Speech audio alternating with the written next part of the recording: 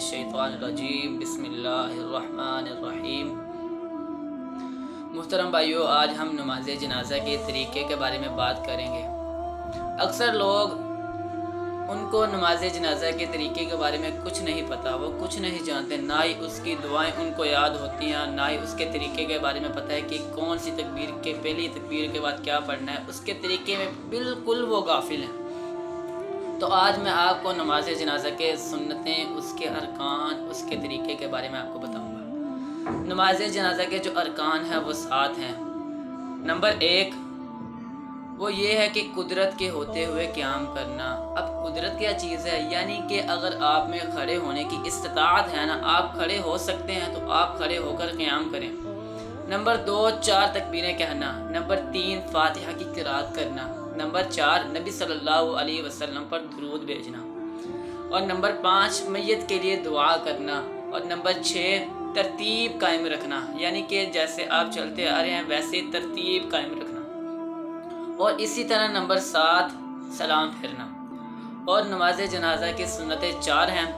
पहली ये कि क़िराअत से पहले इस्तिग़फ़ार करना, यानी कि जब आप क़िराअत करने लगें तो उससे पहले इस्तिग़फ़ार करें, यानी कि दुआए इस्तिफ़्ताह पढ़ें। और इसी तरह आहिस्ता क़िराअत करें। ये नंबर 2 है, आहिस्ता क़िराअत करना। नंबर 3 अपने लिए और मुसलमानों के लिए दुआ करना, अपने लिए और मुसलमानों के लिए दुआ करना। और नंबर 4 ज़्यादा सफ़े बनाना, 3 या उससे भी ज़्यादा सफ़े बनाना। तो अब हम बात करेंगे नमाज जनाजा के तरीक़े के बारे में। अगर मैयत हो तो वो कहाँ खड़ा, मर्द हो तो वो कहाँ खड़ा हो, अगर मैयत औरत की हो तो वो किस जगह खड़ा हो। इसी तरह अगर मैयत मर्द की है तो वो उसके सर के सामने खड़ा होगा, यानी कि जो यहाँ पे उसका सर है ना वहाँ पर वो खड़ा होगा।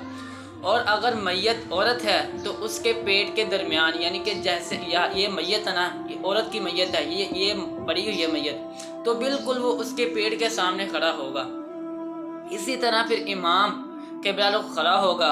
क़िबला रुख खड़ा होने के बाद बाकी जो पीछे मुक्तदी हैं वो बिल्कुल नमाज की तरह पीछे सफ़े बना लेंगे। नमाज की तरह सफ़े बनाकर इमाम अल्लाहु अकबर पहली तकबीर कहेगा। पहली तकबीर के बाद दुआए इस्तिफ़्ताह, आऊज़ु बिल्लाह, बिस्मिल्लाह, सूरह फातिहा की क़िराअत। फिर उसके बाद कोई छोटी सूरत पढ़कर दूसरी तकबीर कहेगा। दूसरी तकबीर पढ़ने के बाद नबी सल्लल्लाहु अलैहि वसल्लम पर दुरूद भेजेगा। जैसा कि आखिरी तशहद में दुरूद पढ़ा जाता है वैसे ही वो दुरूद पढ़ेगा दूसरी तकबीर के बाद। दुरूद पढ़ने के बाद वो तीसरी तकबीर कहेगा। और तीसरी तकबीर पढ़ने के बाद वो मैयत के लिए दुआएं करेगा। और दुआएं करने के बाद चौथी तकबीर कहेगा। फिर चौथी तकबीर के बाद वो सलाम फेर देगा। अब इनकी जो दुआएं हैं वो उनके बारे में मैं आपको बतलाता हूँ।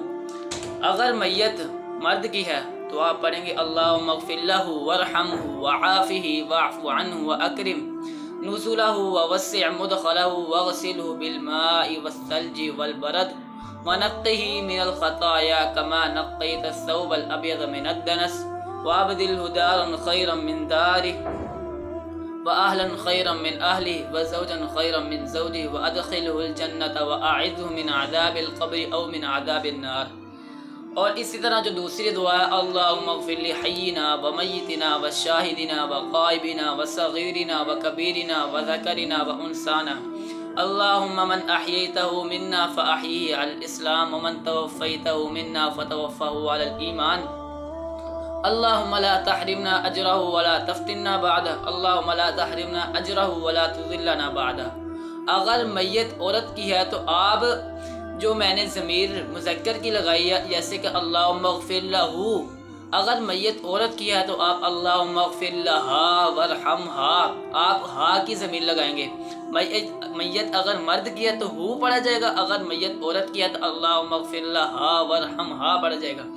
और इसी तरह अगर बच्चा फौत हुआ है तो आप उसकी जगह दुआ करेंगे अल्लाहुम्मा जअल्हु ज़ुख़रन लिवालिदी व फ़रता वाजरम व शफ़ीअन व मुजाबा। और इसी तरह अगर बच्ची है तो आप अल्लाहुम्मा जअल्हा पढ़ेंगे, यानी कि आप ज़मीर को बदल देंगे।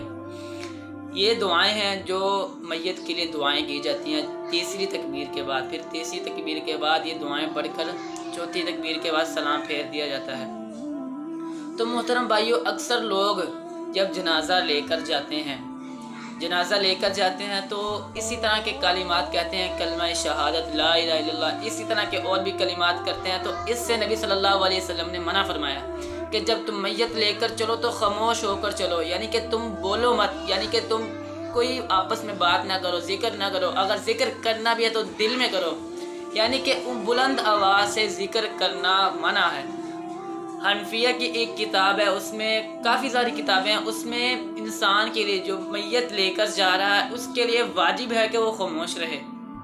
اسی طرح کافی کتابوں میں بھی ممانعت ہے کہ وہ انسان کو خاموش ہی رہنا اس کے لیے بہتر ہے۔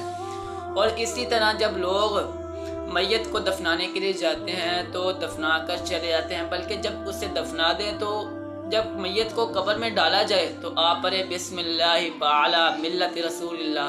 اسی طرح جب اسے دفنا دیا جائے، اسے دفنا کر اس کی تدفین کے بعد وہیں پر کھڑے ہو کر اس کے لیے دعائیں مغفرت کریں، اس کے لیے دعائیں کریں۔ حالانکہ یہ کہیں بھی نہیں آیا، کہیں کسی جگہ میں یہ نازل نہیں ہوا کہ جب میت کا جنازہ پڑھایا جائے اس کے بعد، جنازے کے بعد ہاتھ اٹھا کر دعا کرنا، یہ کہیں کسی حدیث میں بھی نہیں آیا۔ اسی طرح لوگ یہ طریقے اپناتے ہیں تو یہ کسی حدیث سے ثابت نہیں ہے، بلکہ دعا کب کرنی ہے؟ جب میت کو دفنا دیا جائے، اس پر قبر پر مٹی ڈال دی جائے تو وہاں پر کھڑے ہو کر تدفین کے بعد اپنے بھائی کے لیے استغفار کریں۔ نبی صلی اللہ علیہ وسلم نے فرمایا جب تم اپنے بھائی کو دفنا دو تو وہاں پر کھڑے ہو کر اپنے بھائی کے لیے دعائیں استغفار کرو، کیونکہ اس وقت اس سے قبر میں سوال کیا جا رہا ہوتا ہے۔ تو اللہ سے دعا ہے کہ اللہ ہمیں ان طریقوں پر عمل کرنے کی توفیق عطا فرمائے۔ وآخر دعوانا ان الحمد للہ رب العالمین۔